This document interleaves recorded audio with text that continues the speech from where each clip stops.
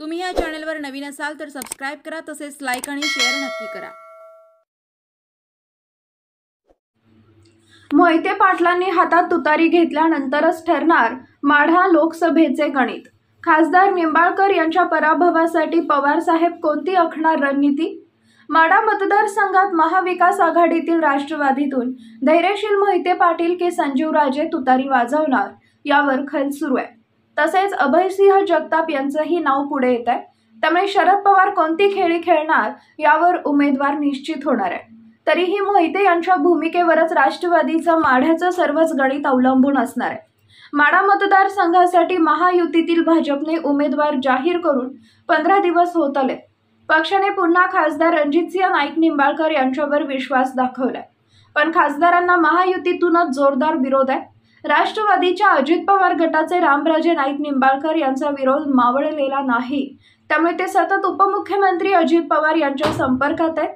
तर अकलूजचे मोहिते पाटील यांनी निवडणुकीची पूर्ण तयारी केलेली आहे।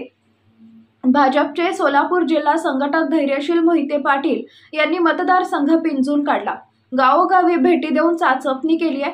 ते निवडणूक लढवण्यावर ठाम आहेत। त्यामुळेच बुधवारी त्यांनी राष्ट्रवादीचे अध्यक्ष शरद पवार यांचीही भेट घेतली।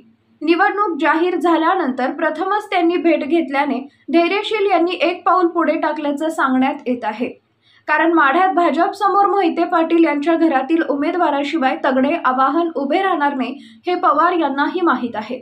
त्यामुळेच त्यांनी आतापर्यंत उमेदवारीबाबत सावध भूमिका घेतली होती। आता धैर्यशील माने यांनी भेट घेतल्याने त्यांना पुढील निर्णय घेणं सोपं होणार आहे। यातच धैर्यशील मोहिते यांनीही आपल्या अडचणी पवार यांना सांगितल्याची माहिती मिळत आहे। या पार्श्वभूमीवर भाजप सोडून धैर्यशील तुतारी हाती कधी घेणार हे पाहणं महत्त्वाचं ठरेल। माढ्यातून राष्ट्रवादी युवक काँग्रेसचे सरचिटणीस अभयसिंह जगताप यांनीही निवडणुकीची तयारी केली आहे। मतदारसंघात अनेक कार्यक्रम घेतले, तसेच शरद पवार प्रदेशाध्यक्ष जयंत पाटील यांच्याबरोबर अनेक वेळा उमेदवारीबाबत भेटही घेतली, पण त्यांना अजून हिरवा कंदील मिळालेला नाही। मोहिते पाटील यांच्याबरोबर चर्चा सुरू असल्याचं सांगत त्यांना थांबवल्याची माहिती मिळत आहे। यामुळे धैर्यशील मोहिते हे राष्ट्रवादीत आल्यास जगताप यांना थांबावे लागणार आहे।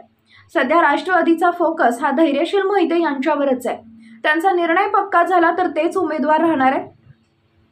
या वेगवान राजकीय घडामोडीत राष्ट्रवादीचा माढ्याचा उमेदवार लवकरच निश्चित होणार असल्याचं स्पष्ट झालंय। प्रथम क्रमांकावर धैर्यशील भैयानंतर संजीवराजे।